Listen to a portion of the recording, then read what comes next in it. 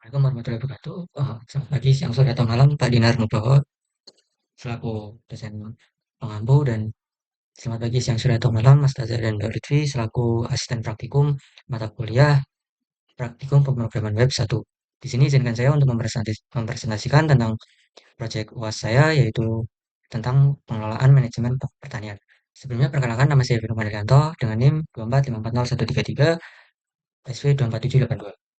Jadi di kondisi sosial saat ini itu sedang melalui masa transisi dari revolusi industri 4.0 menuju era society 5.0, di mana teknologi pada saat ini telah menjadi satu dengan kehidupan manusia dalam segala lini kehidupan.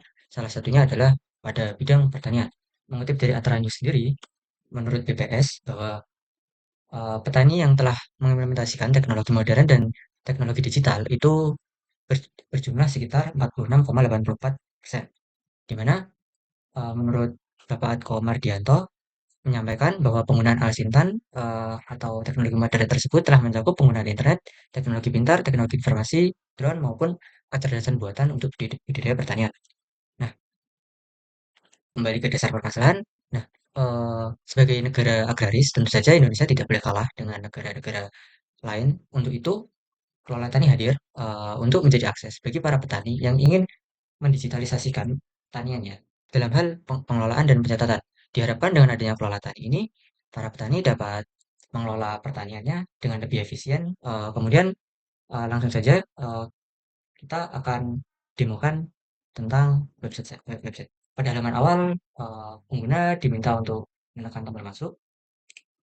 Nah, setelah menekan tombol masuk, nantinya pengguna akan diminta untuk login terlebih dahulu. Kalau belum punya, maka pengguna dapat sign up. Pada tahap ini sign up itu tidak antara username dan email itu tidak boleh sama dalam artian jika dalam database itu sudah terdaftar username atau email itu tidak lagi bisa digunakan, contohnya seperti ini.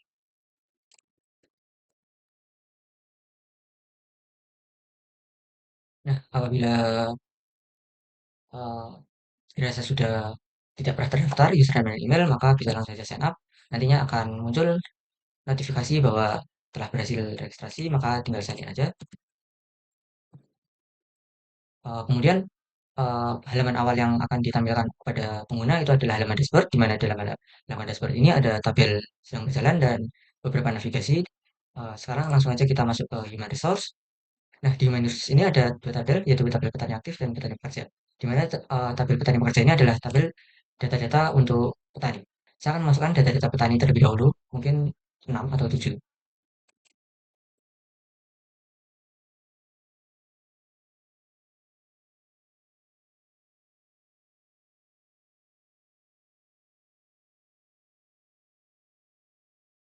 Nah, jika telah berhasil bisa kembali saja. Kemudian akan muncul pada halaman tani. Ada pagination di sini, jadi apabila data lebih dari 5 maka akan bertambah pagination-nya. Di sini pengguna dapat menghapus apabila dan dapat mengedit apabila dirasa ingin melakukan perubahan. Di sini saya akan mencontohkan untuk penghapusan. Akan tampil alert, kemudian konfirmasi OK untuk melanjutkan. Nah, selanjutnya adalah uh, pada halaman farm. Nah, jadi pada halaman farm ini ada dua tabel juga, yaitu tabel penanaman atau planting dan tabel lahan pertanian, di mana tabel lahan pertanian ini adalah data-data untuk pertanian kita. Di sini saya menambahkan dua data saja. Di sini ada pagination juga, 5 data namanya di human resource saja. Nah, setelahnya pada tabel penanaman ini belum bisa ditambahin karena tabel penanaman ini butuh data crop atau data tanaman untuk dimasukkan terlebih dahulu agar kita bisa menambahkan data. Karena jika kita belum memiliki tanaman, maka tanaman itu tidak akan tampil di sini.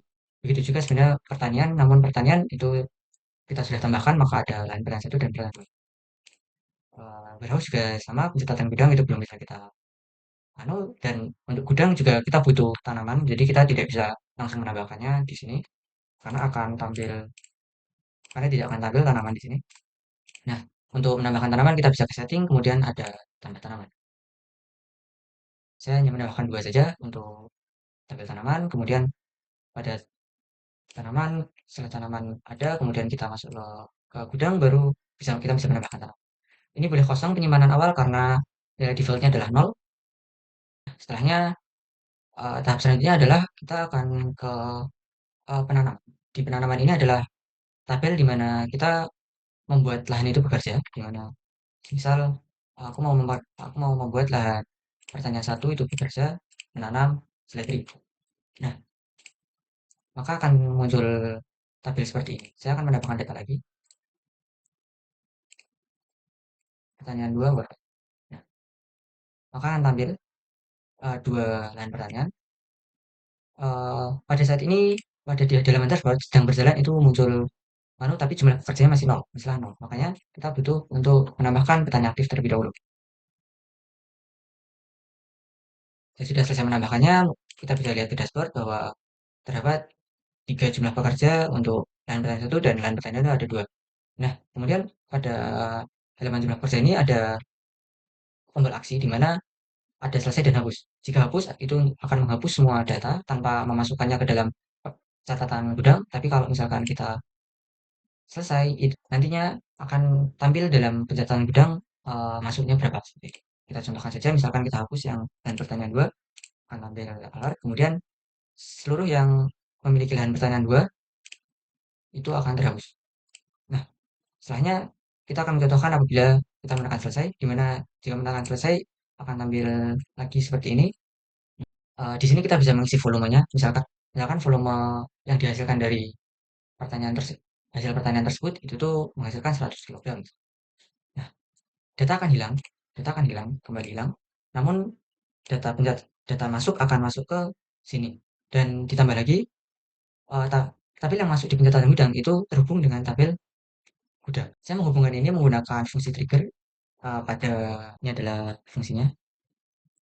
Jadi pada fungsi trigger yang saya terapkan itu kita bisa jika kita menginsert maka akan menjalankan trigger ini query ini, kemudian jika kita update maka akan mengupdate query ini, kemudian nah kembali kepada website kita ada satu lagi demo yaitu feedback, di mana feedback ini bisa ditampilkan, penampilan feedback ini ada pada database-nya.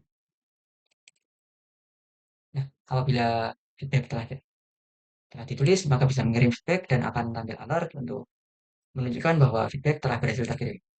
Oke, karena saya kira demonya semua telah saya lakukan, maka berikutnya adalah kode program yang saya lakukan.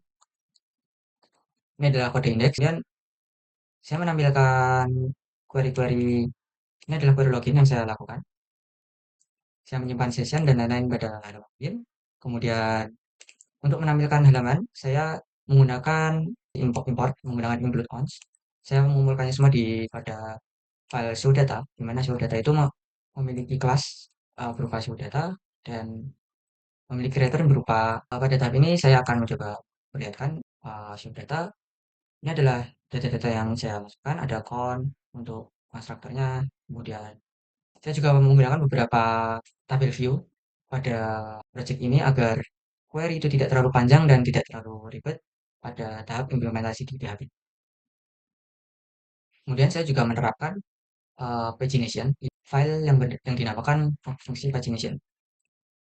Nah, pagination ini ada dua, jadi ada pagination dan pagination satu, di mana pagination satu itu tuh untuk dalam satu halaman itu memiliki satu tabel seperti tabel home tadi, dashboard, dan pagination yang biasa ini untuk defaultnya adalah bisa menerima dua tabel. Kemudian saya juga menerapkan beberapa Ajax itu membuat website kita semakin interaktif, di mana ketika kita pindah halaman itu tidak seluruh halaman di reload, hanya sebagian kecilnya saja yang di reload.